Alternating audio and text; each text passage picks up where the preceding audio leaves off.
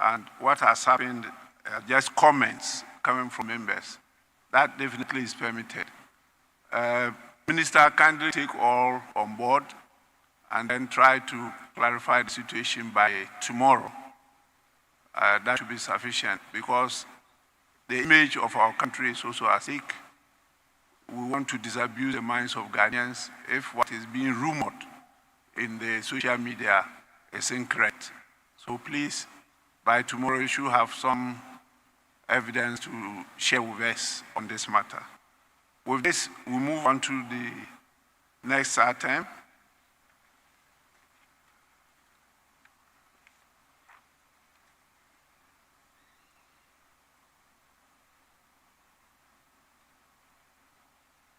Presentation of papers. So, honorable members, at the commencement of public business, item 7, presentation of papers, the following papers to be presented. Yes, Deputy Majority Whip.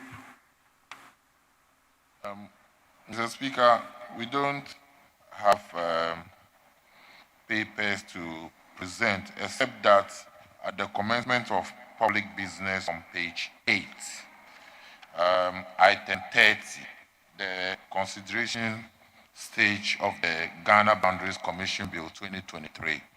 Mr. Speaker, I have indication that the chairman wants to withdraw and relay, and then with your leave, Mr. Speaker, if the Minister for Parliamentary Affairs and now Presidential Affairs could do that on behalf of the Minister.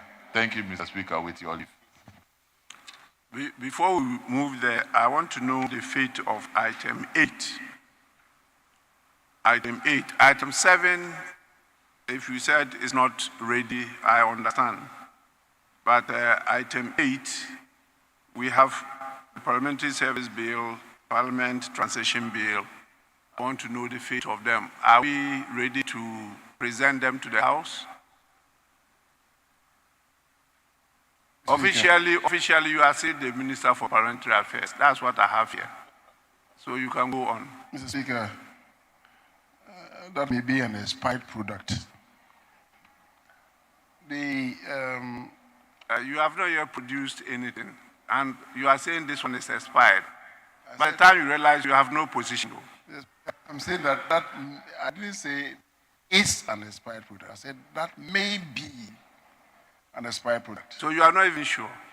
The Speaker, is up to the House to investigate further. But, Mr. Speaker, I had some discussion on these matters yesterday with the point person in Parliament on that late in the evening. So, Mr. Speaker, I would plead that we stand these down. And after the event, I think yourself, your good self, my humble self, the clerk, may have to meet on it, and then we define the way forward with respect to these two bills. Honorable members agreed. We will defer that accordingly. And then we move on to the proposal of the Deputy Majority Whip, page 8 of the order paper, item 3030, the Ghana Boundary Commission Bill 2023 at the consideration stage.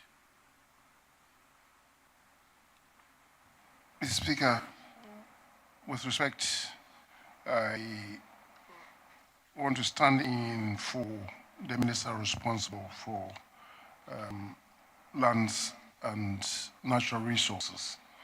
Mr. Speaker, when the bill came to be laid and got referred to the committee, it was found out that there were several inadequacies.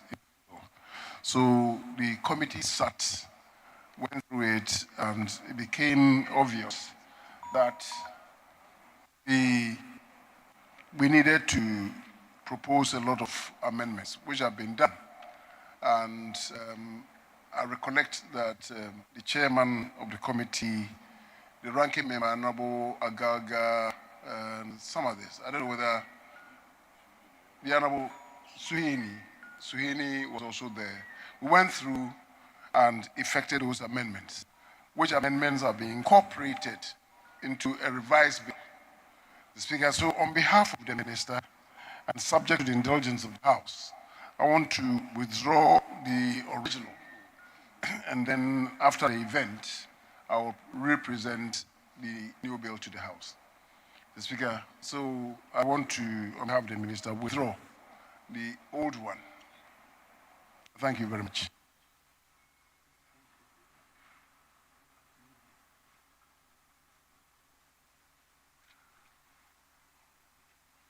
Yes, the ranking member had kept the leadership informed of this development. So we are quite aware of this amendment that has been done. And so yes, we have no problem with that. Honorable members, since the bill is now your property, I take it that you have agreed with the proposal for what is before us to be withdrawn, and maybe the one that is ready will be relayed. So you have my permission to do so. Thank you very much, Mr. Speaker. So I deem it that the House has agreed to the withdrawal of the bill. And accordingly, I'll submit this one, this new one, the Ghana Boundaries Commission Bill. Mr. Speaker, thank you very much. Honorable members, in view of the urgency of this subject matter, not because of just only the insecurity of the sub-region, which I referred to in my welcome statement, but also I usually use the term the season we are in. We are in the transitional period, and this is a critical bill. So we will take it as an urgent bill, and we will grant space for the recompiled bill to be laid in the House and be considered as being granted the certificate of urgency. The processing of the bill is under the certificate of urgency for us to be able to handle it before we complete with the transition. So I so direct that the minister in charge of the bill should process it under the certificate of urgency. I think this is the understanding of the House, if I may say so.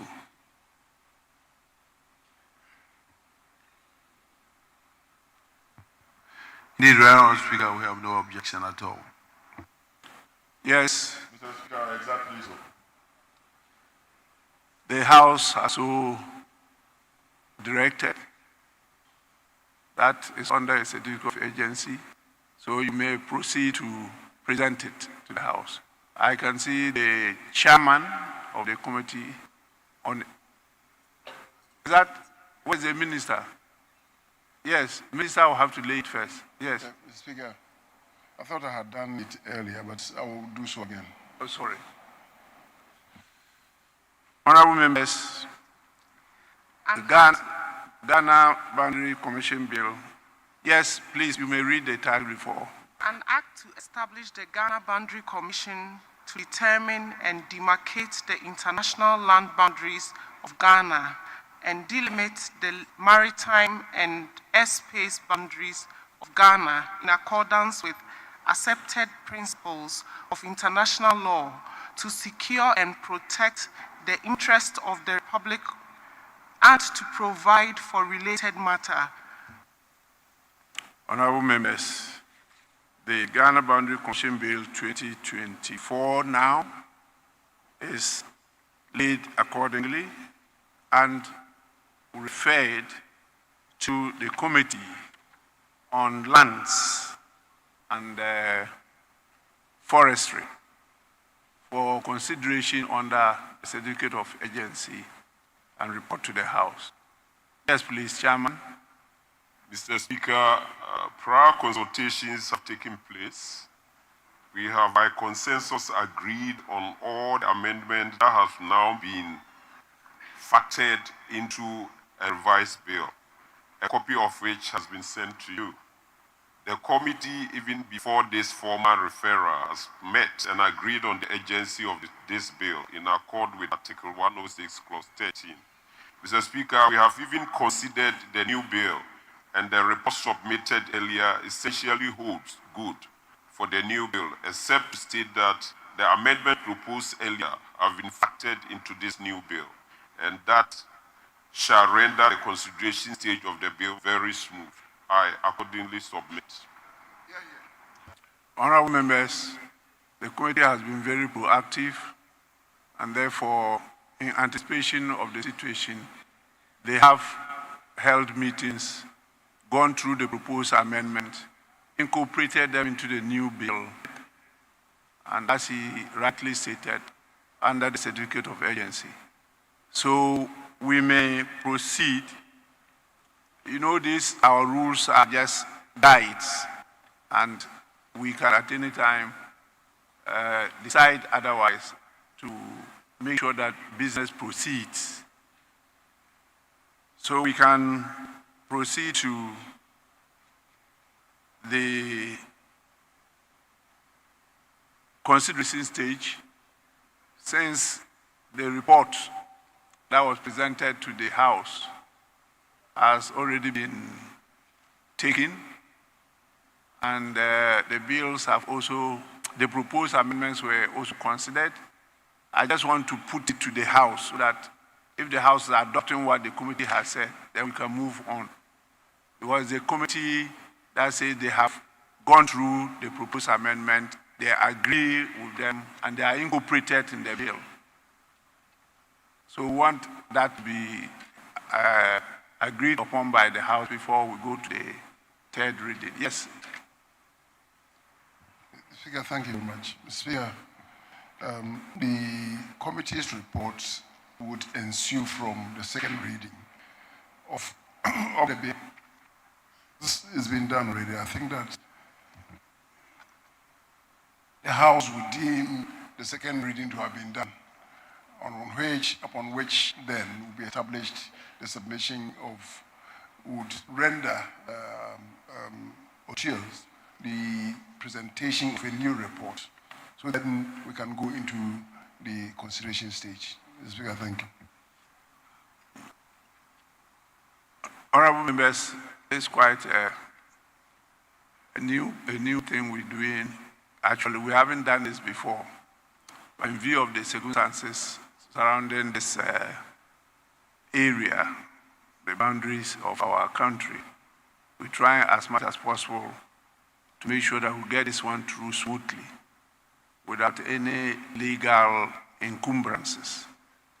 And so, yes, we shall move to the second reading where there will be a report for us to debate. But having heard what the committee said and the leaders, I deem it that the second reading has been done, and we'll move on to the consideration stage.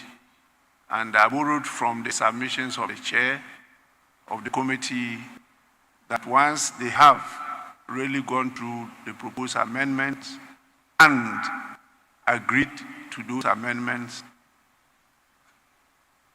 attain consensus.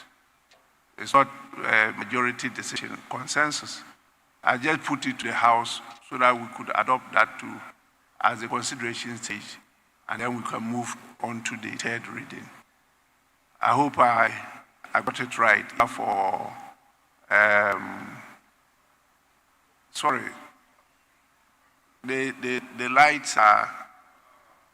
The Honorable James Agalga. Mr. Speaker, one of your sons. Yes, one of my good sons, not the bad ones. Yes.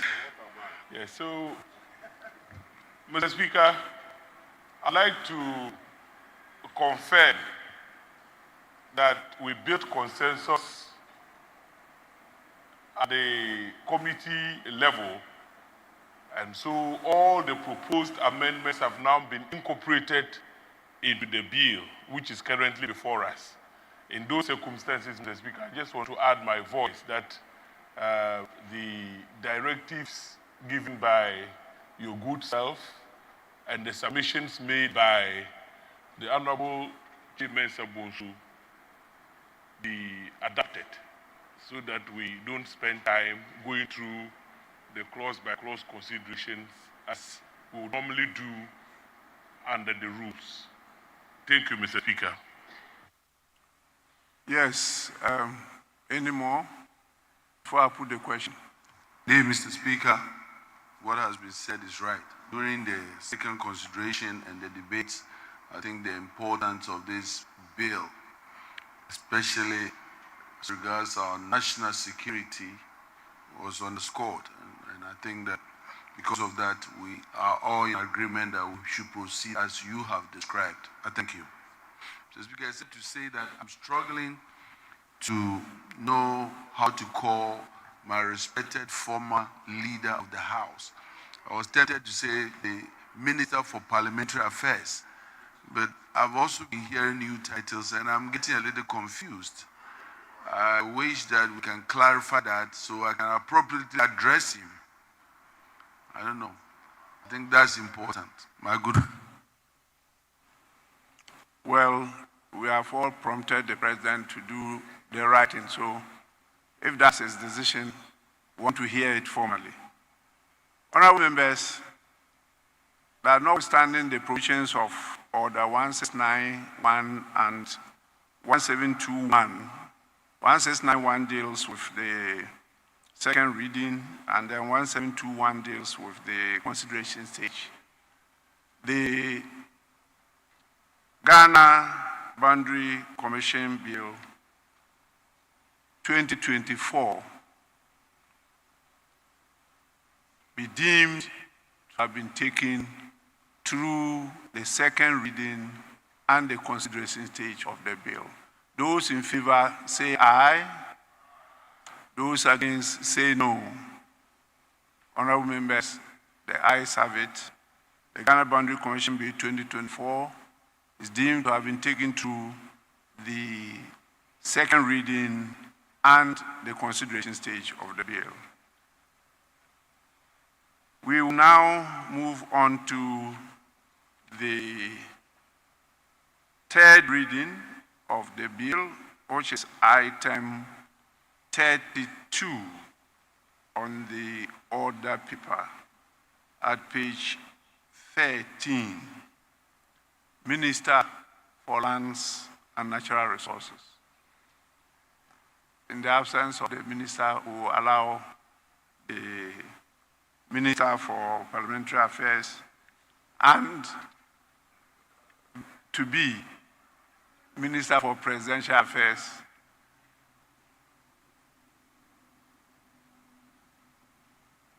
Thank you, Mr. Speaker. So, Speaker, you remain in Wonderland. I'll keep you there, in Wonderland for the time being.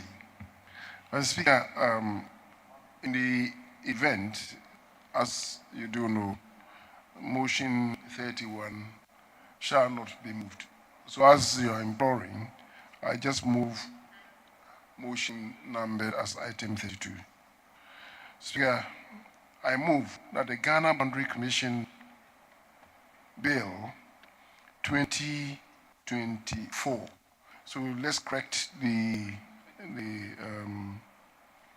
rendition as captured on page 13 of today's order paper is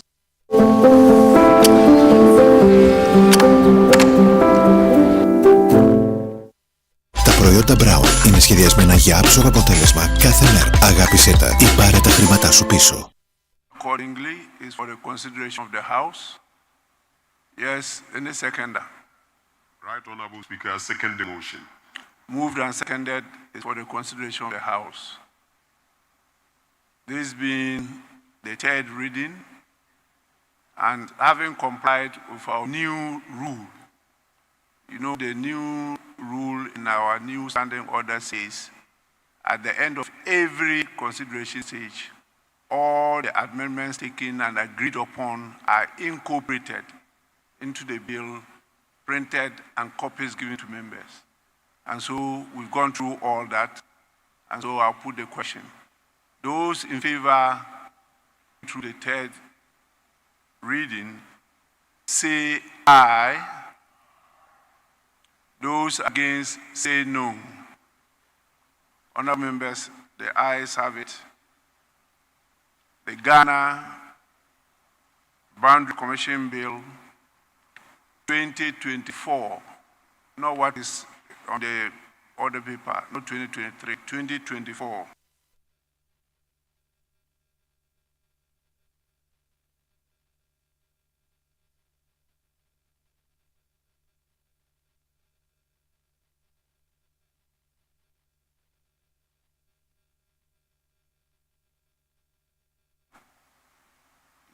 Has been taken through a third reading and passed.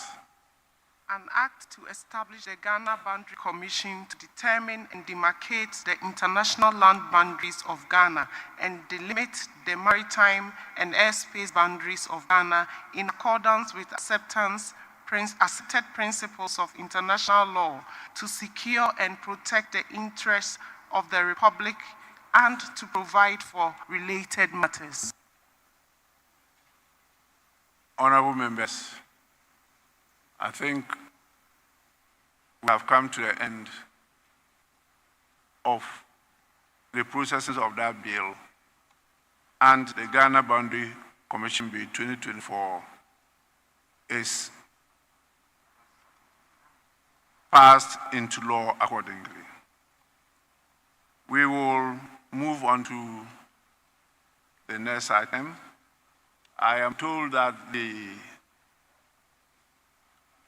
general who piloted the bill and is always with us is in.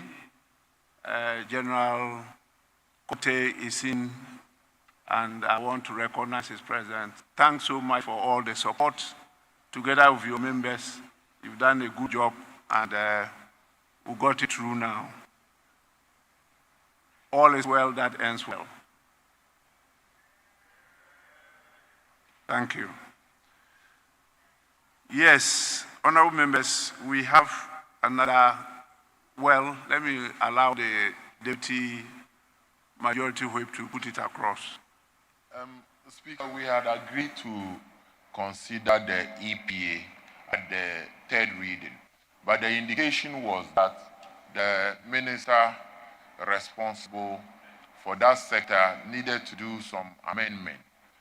According to her, she's still on her way here. So, Speaker, we haven't gotten any clear indication since the minister is not here. And if it will please you, Mr. Speaker, we can suspend for an hour. And if the minister comes, then we can go to the third reading of the EPA bill. Yes, please. Madam Speaker, if you recall, we had agreed, among other things, that the public account reports will be taken. And I think that we have those reports ready. I think we should take the advantage of the time we have waiting for the EPA to work on those public accounts reports. I think we have 2 of them ready right now. And so I believe that we should just go, all of them are ready actually. So we can go ahead and approve them. Yes, please.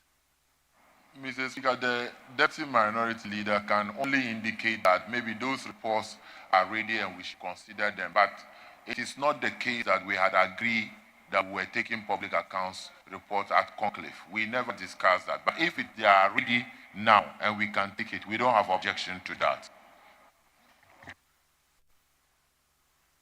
Well, honorable members, please, this is a matter that I even mentioned in my welcome statement. But it's true that it wasn't discussed this morning and agreed upon. But once we have the time, kindly let us take those reports. They are very critical reports, and it should be taken now, not left for the 9th Parliament. So there are 2 of them we can take today. Maybe by the time we finish, the Minister for environment science and technology might be around to lead us in the final consideration stage of the environmental protection bill. So, Chairman, Public Accounts Committee, you may present your reports. Thank you, Mr. Speaker. Shall we start with motion number 21?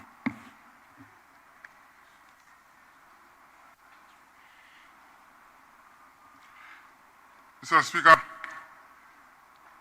I rise to move that this Honorable House adopt the report of the Public Accounts Committee on the report of the Auditor General on the public accounts of Ghana, public boards, corporations, and other statutory institutions for the period ended 31st December 2022. Mr. Speaker, I present your committee's reports, and I ask that I read just a portion of the report, while the Hansa captured the entire report as having been read. Mr. Speaker, this report was referred to the Public Accounts Committee for examination and report pursuant to Order 2293 of the Standing Orders of Parliament of Ghana. The committee made reference to a number of documents, and the purpose of the audit by the Auditor General was actually to consider whether the Auditor General has ascertained whether all the public boards and corporations concerned had maintained proper records of books and whether accounts were prepared, were kept, and all public monies due were duly accounted for. So, Speaker, in 2022, the total infractions reported by the Auditor General amounted to 15 billion 59,441,806 Ghana cedis. And this covers areas of outstanding debt and loans recovery, cash irregularity, payroll irregularities, procurement irregularities, tax irregularities, and contract irregularities. So, Speaker, the committee noted that this total amount of irregularities reported was overstated by 192,404 Ghana cedis. So the actual amount has come down to 15 billion 59,249,401 Ghana cedis, 79 pesos. So, Speaker, we have a summary on the page 7 of the report, and we also did a summary to cover the outstanding issues on all the ministries, the corporations under the various ministries. So, Speaker, I go to the conclusion of the report. Once we have the report, members can glance through. So, Speaker, the committee had noted that the Auditor General had duly audited the public accounts of Ghana pursuant to Article 187 of the 1992 Constitution and Section 13 of the Audit Service Act of 2000 at 584 and Section 84 of the Public Financial Management Act of 2016 at 921. The committee therefore recommends that the House adopt this report with all the recommendations on the report of the Auditor General on the public accounts of Ghana for public boards, corporations, and other statutory institutions for the period ended 31st December 2022. Mr. Speaker, respectfully submitted. Honourable members, any seconder? Thank you, Mr. Speaker. Yes, please. rise to second the motion, ably moved by the chairman of the Public Accounts Committee, and in doing so, make one or two observations. Mr. Speaker, if you look at the report, you realize that I'm talking about report page 3. You realize that, for instance, the irregularities year after year undulates. Sometimes there's the tendency for we, the MPs, to, create the impression that the amounts involved in the irregularities is synonymous to corruption or something like that. Mr. Speaker, if you look at on page 3, item number on the table, take for instance cash irregularities. In 2018, cash irregularities was 1.08 billion. In 2019, it dropped to 215 million. In 2020, it rose again to 1.8 billion. In 2021, it dropped to 505 million. And then in 2022, it rose again it dropped to 23 million. So I'm just asking my colleagues that in our politicking, we should not sometimes mislead the public to think that the value of irregularities is equal to or is a measure of the level of corruption in the system. Thank you, Mr. Speaker, for the opportunity. Honorable members, the motion is moved and seconded. Is for the consideration of the House. Yes. Honorable member for Dombe Kwabinya.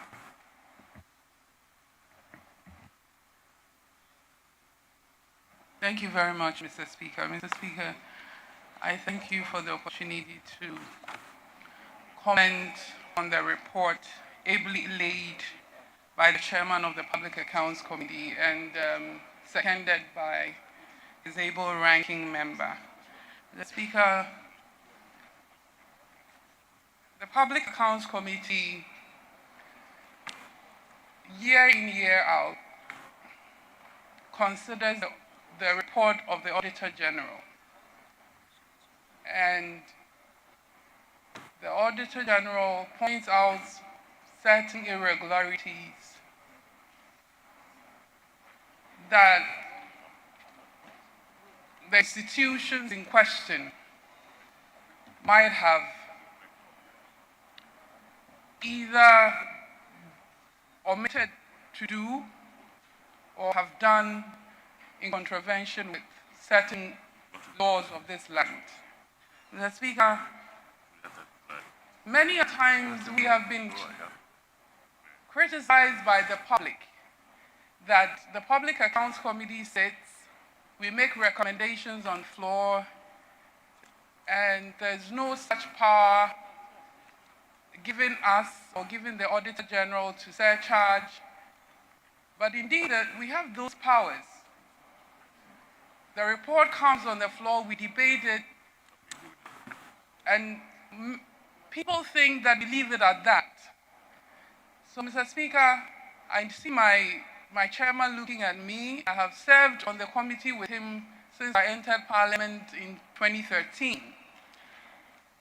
But with respect to this report, I want to refer, Mr. Speaker, to page 6 of the report, column 614, or item 614, which relates to procurement irregularities. Mr. Speaker, with your permission, it states, these irregularities occurred as a result of management non-compliance with the Public Procurement Act. Mr. Speaker, we see this every year, and we shouldn't politicize it as to whether who is in power or who is out of power. It keeps reoccurring. So what do we ask ourselves as a parliament, as a country? We have enacted laws to govern certain spheres of our operations. Why do public officers find it so difficult to comply? Mr. Speaker, when you're going for tender and Yes, Honorable Member, just a minute. Honorable Members, the second Deputy Speaker to take the chair. Yes, you may continue. When the process of tendering begins, you are supposed to ask for or apply for certain approvals. You are not able to do it. The law even allows you the room to go for retrospective approval. You still find people, even when they've done the act, to go and formalize the act and regularize it. In the report, we are being told that we had some institutions who just did not care and think they can flout the laws of this country. Mr. Speaker, public procurement is very important in our governance process. We ought to make sure that the people put in certain institutions are made to follow the laws. Mr. Speaker, politicians are, attacked. Politicians are attacked. But when it comes to public officials, they sit in the offices. They are supposed to be meticulous and do the right things. They are the ones you find their names in the Auditor General's report. Sometimes they overpay. Sometimes they purchase from companies that are not registered with VAT and have VAT receipts. Mr. Speaker, we cannot continue overlooking these malpractices and irregularities. And I think that after the work of the Public Accounts Committee, those who ought to be surcharged must be surcharged. Those who ought to be arraigned before court for flouting the law should be put before court to face the full rigors of the law. The Speaker, again on page 8, we are told in item 812 that there were huge amounts of tariff debts. Mr. Speaker? Yes. Okay. I thought you were asking of the motion that is being moved. No, go on. Okay. So again, Mr. Speaker, I draw your attention to item 812 on page 8. Mr. Speaker, a clear violation of the Public Financial Management Act 2016, Act 912. Mr. Speaker, the committee, we are told, noted huge amounts that ought to be recovered, but were not. And they have listed a number of those tariffs and the institutions that flouted the Public Financial Management Act. Mr. Speaker, I wouldn't say much. This is a very bulky report. It tells us the extent of irregularities. It's named all the institutions. I see GMPC, I see Buidam, the Ministry of Finance, and it goes on and on. But I think, Mr. Speaker, these things keep reoccurring because after this report is debated on the floor, we leave it at that.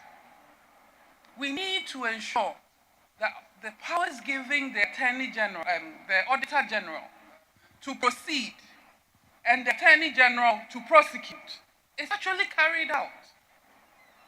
If it had been a politician, a member of parliament on our side or here, we'll see the outcry for them to be arraigned before a proper court for due process to take its course. But we leave our public servants and our civil servants, and they consistently and yearly flout these laws. I think that gone are the days when they refer to the Public Accounts Committee of Parliament as having the teeth that can't bite. We should start biting. And I can see that not in this report, but in another report, a reduction actually in procurement violation, because the committee ensured that the room that is provided us under the Public Procurement Act to go for retrospective approvals, we were so strict on it, go for these approvals. And we've seen that the violations are minimizing. So I end my statement or my contribution on this particular report by saying that, Mr. Speaker, whether it is overpayment of salaries, whether it's procurement irregularities or malpractice or whatever, that we capture in a report, we shouldn't leave it at that.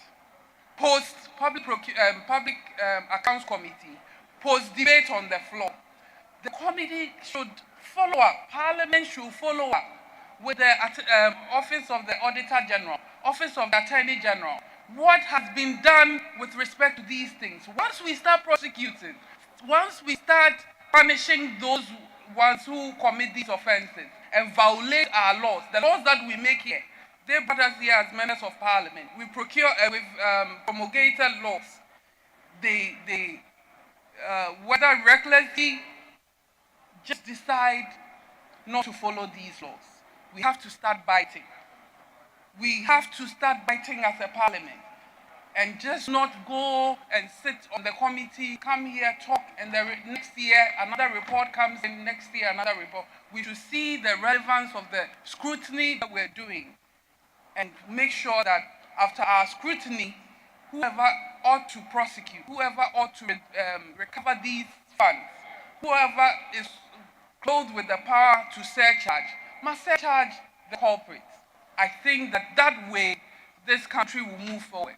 That way, the years that will go on after probably 2 or 3 years, 10 years, when we are no more in this Parliament or in public space, we can boast of us being the pace setters in making sure that we don't keep repeating and coming here and repeating the same argument.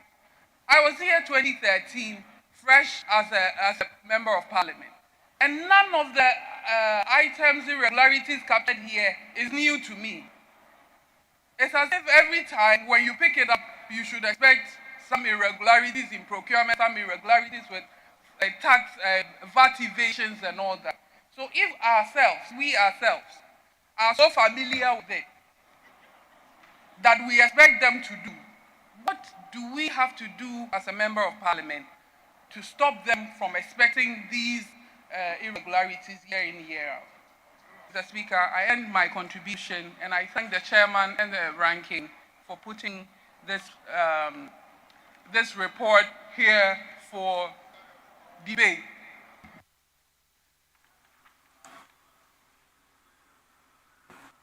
Thank you very much.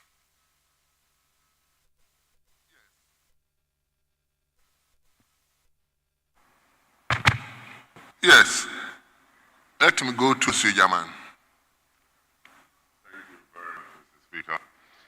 Mr. Speaker, I want to also contribute to this motion and to say that the honorable member for Dome Kobenya has hit the nail right on the head.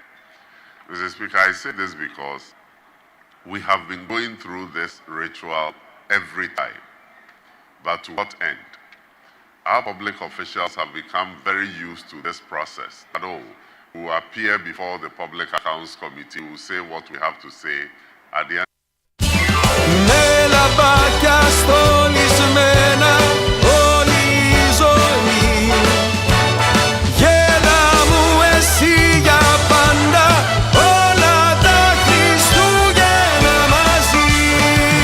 Για να στηρίξουμε τα παιδιά, μαζί μπαίνουμε στο dei.gr, στέλνουμε την καλή μας ενέργεια και η ΔΕΗ προσφέρει 1 εκατομμύριο ευρώ για τις ανάγκες των παιδιών. Και φέτος στη ΔΕΗ γινόμαστε ένα με τα παιδιά, ένα με το μέλλον.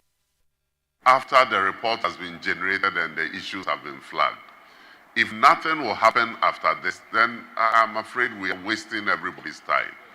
Look at the figures here, and that is why I disagree with the ranking member's position that we shouldn't think that all these figures represent corruption and all that. It has a direct relation with corruption. Because if you look at all these irregularities, one of them, at paragraph 6.1.3, payroll irregularities amounted to 11,486,154 cedis. Payroll irregularity. And so if all these will not be resolved, Ghana is losing a lot of money. And so, Mr. Speaker, we should be interested in what happens after this report has been generated. It is very, very important. And Mr. Speaker, on paragraph 7.2, we have outstanding irregularities. And it says the committee noted that significant proportion of irregularities remain unresolved. And it goes on to say that out of 15 billion cedis, only 997 million have been resolved, leaving more than 14 billion cedis unresolved. These are huge sums of money. And if we will go through to resolve these, I'm sure we'll be able to recover a lot of money for the public. And so I want to say that we as a House need to take a firm decision on what we do after the report of the Public Accounts Committee has been presented. Because ending it here is not doing any good to anybody. Mr. Speaker, finally, one way that we can ensure that all these irregularities are reduced over time is to enhance the work of the audit committees at the various MDAs and MMDAs, because audit committees have been presenting their reports, and in fact, every day we hear some audit committee reports being presented here, but we don't work on them. If we are able to take the work of the audit committee seriously and empower them, they will flag the issues early enough and make sure that they are resolved even before the external auditors come. And by so doing, we'll reduce the irregularities to the barest minimum. And so, Mr. Speaker, I want to end here by calling on you and all the House for us to determine what we do beyond just approving the report of the Public Accounts Committee. Thank you. Thank you. Honourable members, at the conclusion of the debate, the question is, as many as are in favor of the report say aye. All those against say no. Honourable members, the motion number 20 is hereby adopted. Yes. Speaker, the public account reports are 80 number, and a case glance at them all have a summary of irregularities that cuts across all of them.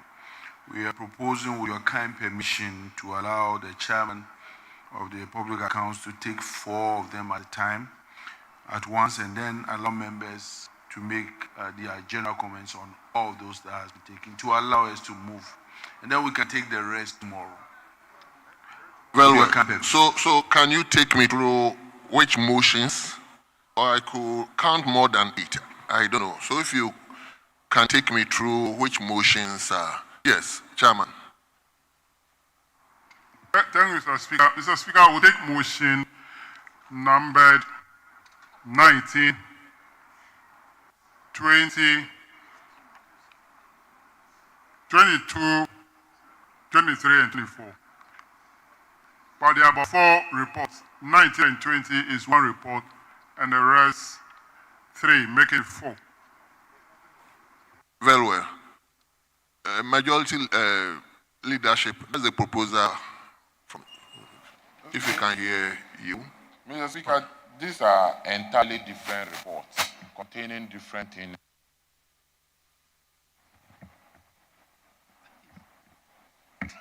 Speaker, and the motions to haven't listed being different. For him to, box them together will be inappropriate. We don't have any difficulty he taking the motions one after the other, but to lump them up, I don't think is a good parliamentary practice. Well. Yes, Minority Chief Whip. Mr. Speaker, I am very surprised. A few minutes ago, our colleague was urging us to suspend.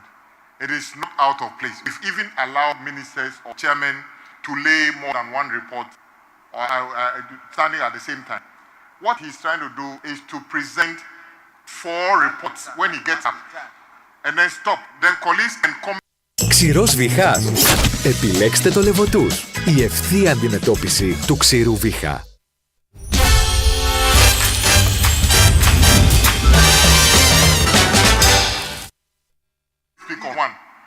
present 4 reports and you want to speak on 4 of them, you can speak. In fact, my colleague, honorable member for Formula, she's an expert in that. She's commented on different reports at the same time before. So I don't know what is against the rules here or what you're going to gain by allowing him to do the report one after the other. Is there anything that would be...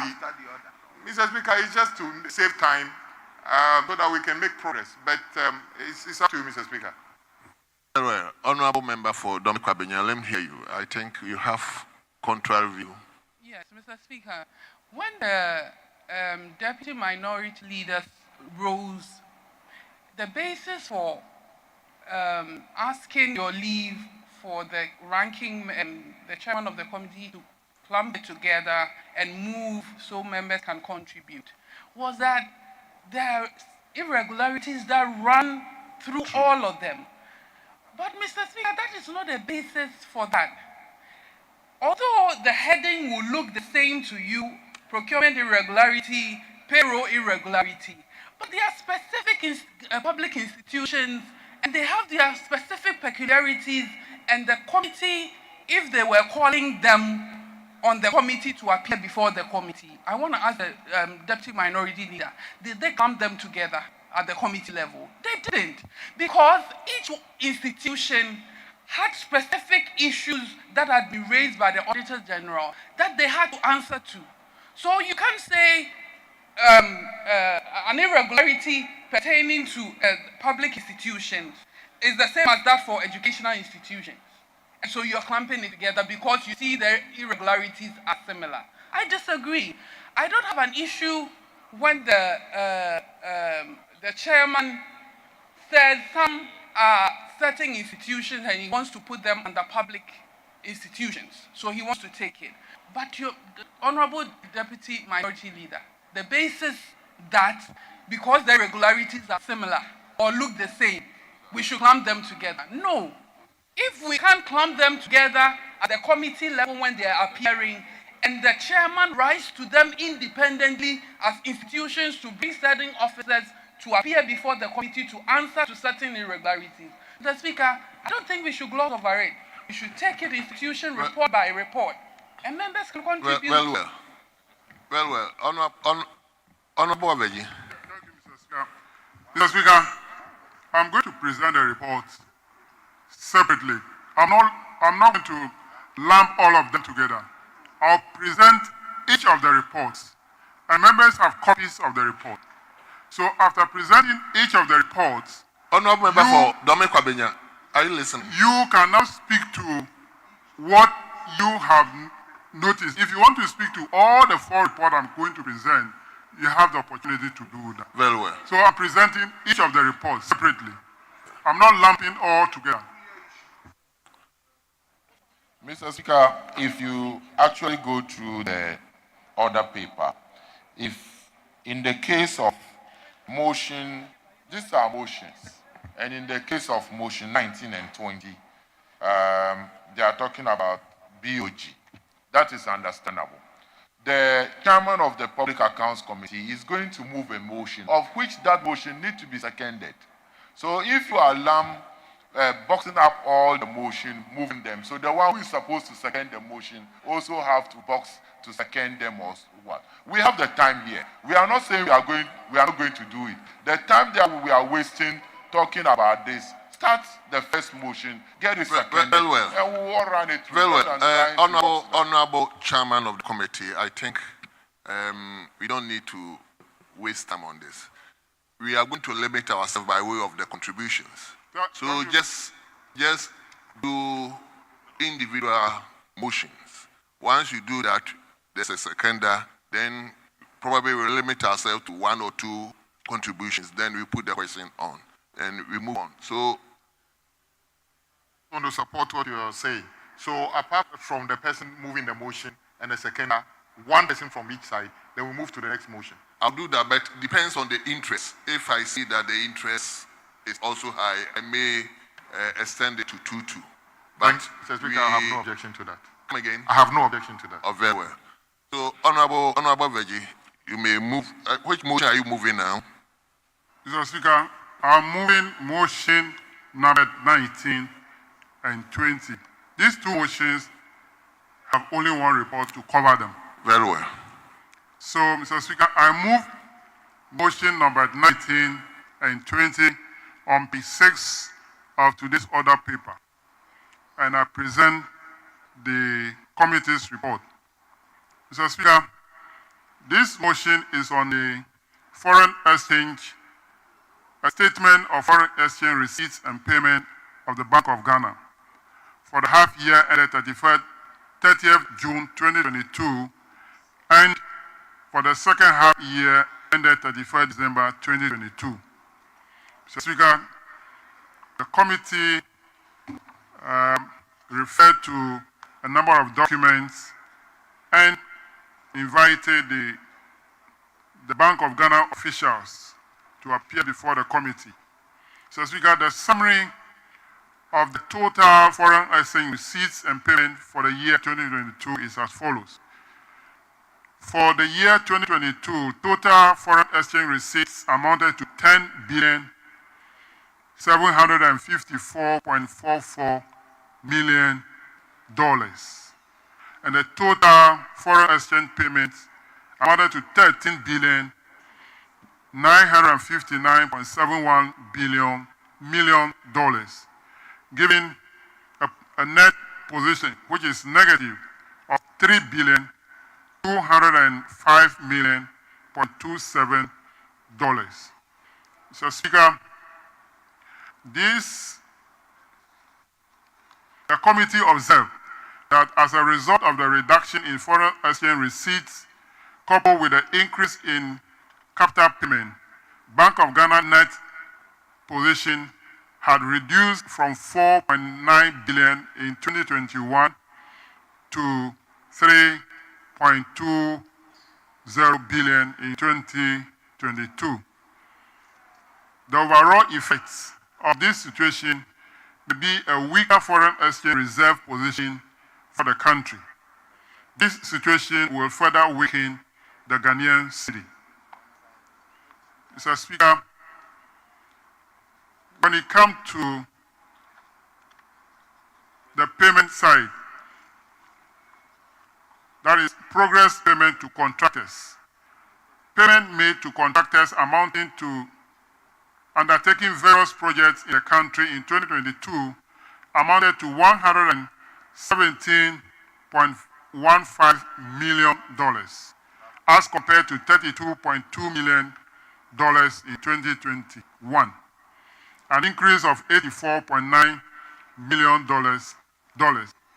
Among the payment for the year under review is payment of $11.9 million to MS Power China International Group Limited as final payment for the construction of the Pologo irrigation project. The committee noted that no work has been done by the contractor at the project site after receiving the money paid to him. The committee is therefore recommending to the Bank of Ghana to recover the $11.9 million from the contractor. Mr. Speaker, the Auditor General, in his opinion on the statement of foreign exchange receipts and payment of Bank of Ghana, that they fairly presents the foreign exchange position of the Bank of Ghana for the half year ended 30th June 2022 and the full year ended 31st December 2022. Conclusion, Mr. Speaker.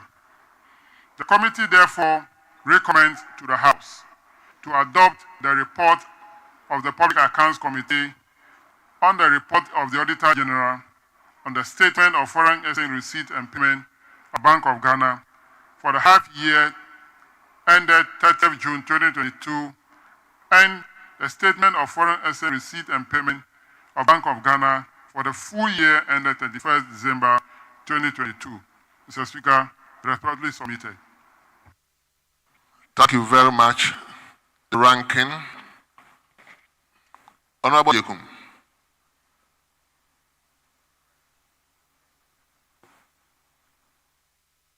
I write to second the motion numbered 19 and 20 of the the report of the Auditor General on the accounts of the receipts and payments of foreign exchange of Bank of Ghana for the year ended 30th June 2022, and the same for the year ended 31st December 2022. Thank you, Mr. Speaker. Well, honorable members, the motion has been moved and has been presented. I mean motion 19 and 20. The report are before the House. Yes, Honorable.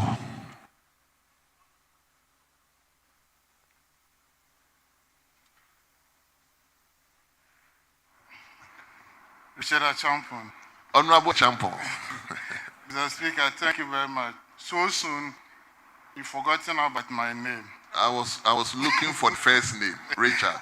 Okay, thank you very much, Mr. Speaker. Mr. Speaker, I rise to contribute to the motion on the floor, but I want to dwell much on page 9 and the paragraph 6.8, progress payment to contractors. Mr. Speaker, if you carefully read what is stated here, let me limit myself to the Polugu issue. Among the payments for the year under review is payment of $11,949,088 to MS Power China International Group Limited as final payment for the construction of the Polugu project. Final. Mr. Speaker, the operative word is final payment. So if you have a governor of Bank of Ghana who effect payment, final payment of a project of which no work has been done, the question is, what influenced this very decision, Mr. Speaker? What did they see? Which document did they present to them of which they effected this payment, Mr. Speaker? Something wrong has happened. And I don't see any recommendation to that effect. So the governor must be arrested. Chairman, if you presented your report, allow us to contribute. Because the governor is the head of the institution. He satisfied himself before approving all those payments. And we are here saying final payments. Meanwhile, nothing has been done. It's not initial payment. It's not mobilization. This is final payment. And if you go to site, nothing has been done, Mr. Speaker. And we are here giving haircuts. We are here denying people their investment. And we're saying there's no liquidity in the system. But we can do $11 million to a contractor for no work done, Mr. Speaker. And we are laughing over this matter. Some people must be arrested, Mr. Speaker, to serve as a deterrent to others. So, chairman of the committee, I remember there was a time it caused arrest of an official. This time, the governor, his deputies, and all officials who had a hand in this payment must be arrested. We are not just going to recover the money. They must be arrested, Mr. Speaker. Thank you very much for the opportunity. Thank you very much. Yes. Honorable Member for Ho West. Thank you very much, Mr. Speaker, for the opportunity. I also rise to add my voice to the motion before the House and comment on page 9, item 6.7 and item 6.8. Mr. Speaker, before I comment on that, I would like to commend the committee, your Public Accounts Committee, for the work done, but also to state that in their conclusion, the recommendation there simply says that we should adopt this report. Mr. Speaker, yes, indeed, we will adopt the report, but what will be the sanctions that needed to be meted to people who have caused other financial loss to the state or who are culpable of doing things that they are not supposed to do. And so, Mr. Speaker, I want to prevail on the committee not only to recommend that we should adopt this report, because adopting this report simply means that we've agreed to whatever that he has put on this paper. But quite frankly, Mr. Speaker, adopting this report that yes, indeed, there was some wrongdoing at the various ministries, departments, and agencies, it's neither here nor there. There must be a concrete decision by the committee either to ask for sanctions or either to ask for the retrievals of money that was paid to the various people. Mr. Speaker, having said that, the item 6.7, I read there that there was an invisible payment. I don't understand what is meant by there's a reduction of let me just read, Mr. Speaker, with your permission, say that there was remittance to the Ghana missions abroad for compensations and goods and services for the period under review. An amount of 94,534,928.11 USD was remitted to the missions in 2022, compared with 111,747,076.8 reported in 2021. That means that there was reduction. But, Mr. Speaker, my worry is that for that period, which represents about 8.2 of the total invisible payment. What is that invisible payment? Does it mean that there were payments that were not clearly indicated? Or we need to understand what the invisible payment. Otherwise, then it means that somebody has invisibly sent some money somewhere that they are saying that there is a reduction in that invisible payment. Mr. Speaker, I want to also state that the item 6.8 is an indictment not only to the Bank of Ghana, but also the agencies that, Mr. Speaker, awarded a contract and also issue payment certificate. Mr. Speaker, you and I know in our profession that when it's a final payment, it's not per ultimate payment. Final certificate means that it is final. It means even retentions has been released. That is what it means. And that a total amount of over 117 million USD has been paid as a final payment. And we are here. We don't even have money to pay our staffs in Parliament. 170 million, Mr. Speaker. Somebody must be called to book. Somebody must account to the people of Ghana for this wanton use of money, which we cannot even find a single block on site. One, the consultant must be arrested. Two, the agencies that awarded this contract must be arrested. Three, the governor of Bank of Ghana must be arrested. These three people, the consultant, the agency that awarded the contract, and the governor of Bank of Ghana must be arrested immediately. So, Mr. Speaker, I want to ask that you give an instruction immediately that these three people must be arrested today, and be prosecuted before the law court. Thank you very much, Mr. Speaker. Yes. Let him give the opportunity to the first deputy speaker.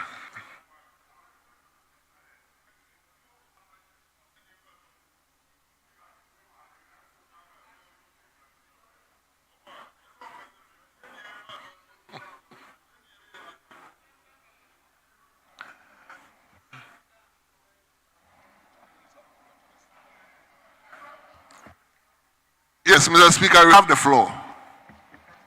Oh.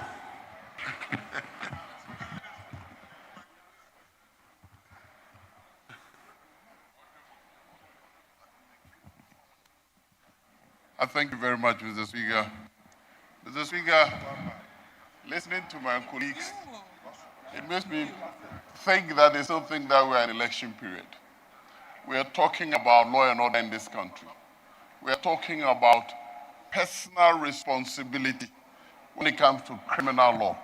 We are talking about holding people who have erred or deliberately misled the country or caused financial loss to the country to be personally responsible. What is the basis for saying arrest A or arrest B?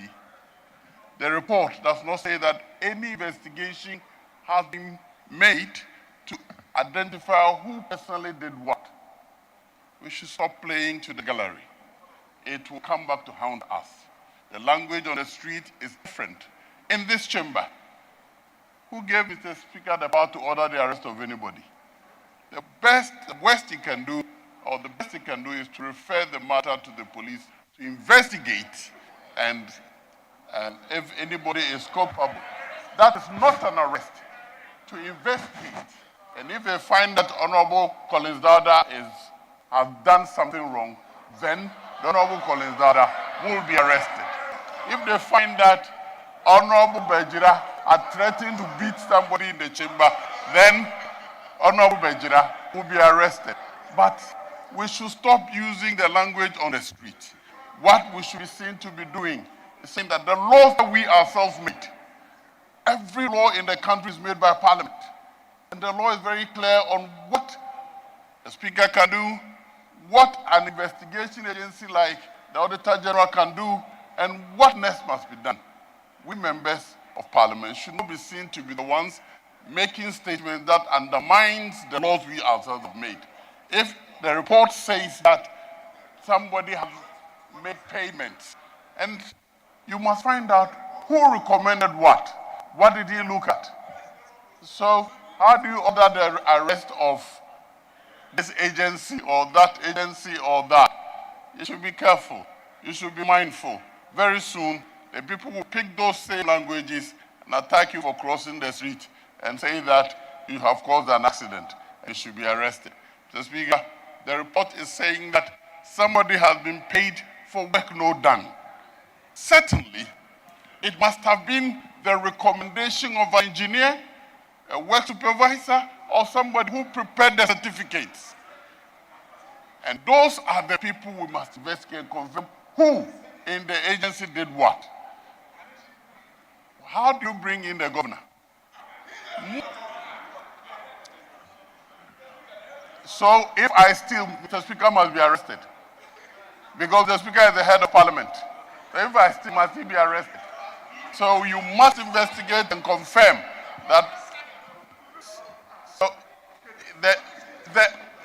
hey, stop this, your cadre things. You are a cadre.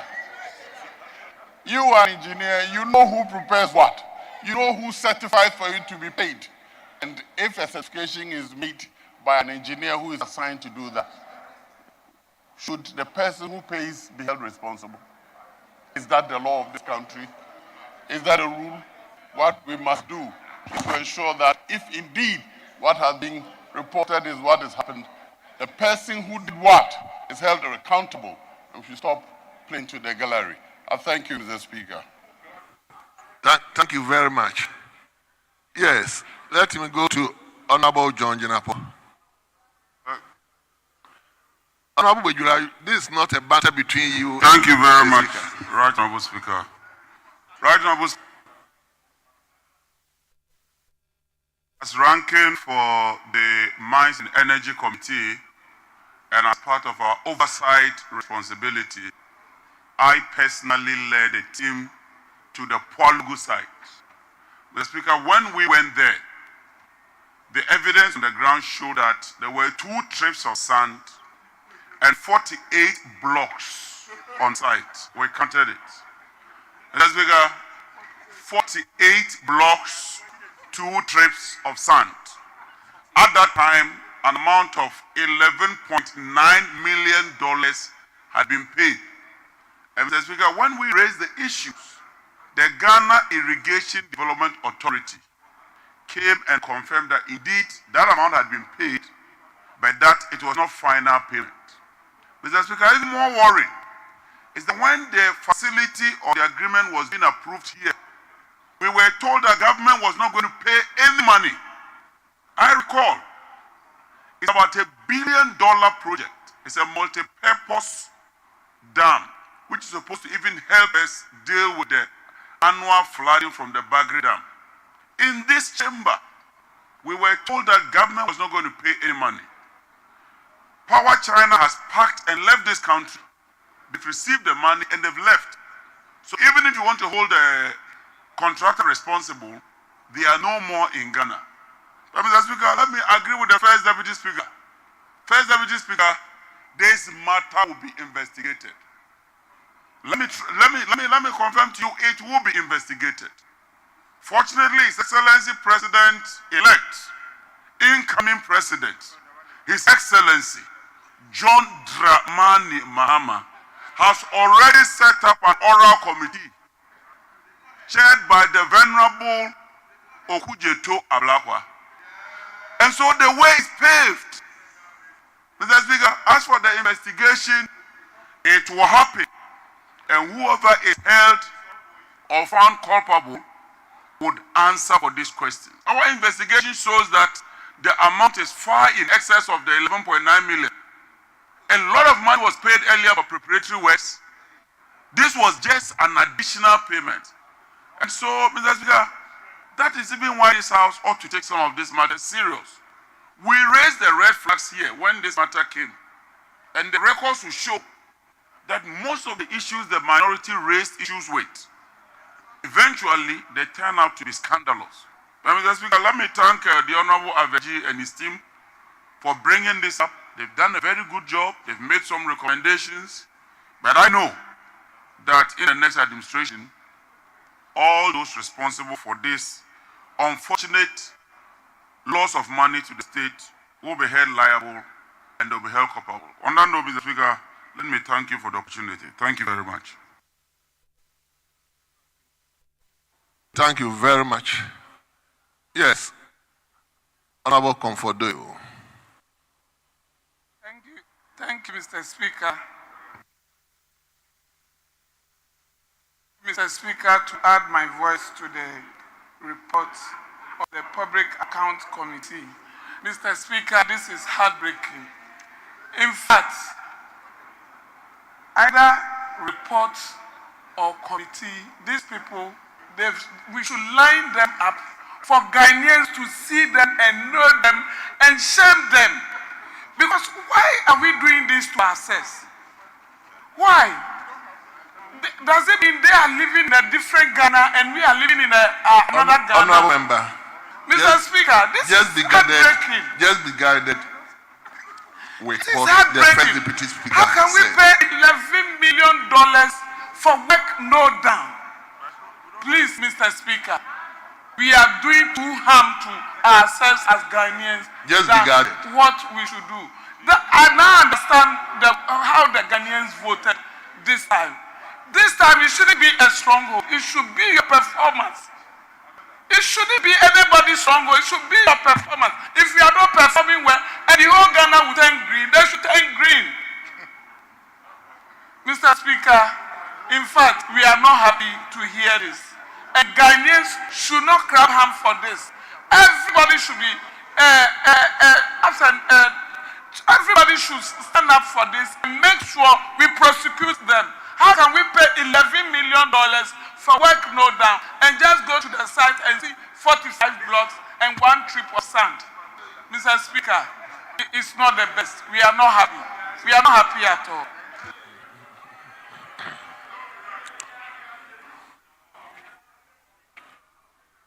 Yes, I'll give you the last.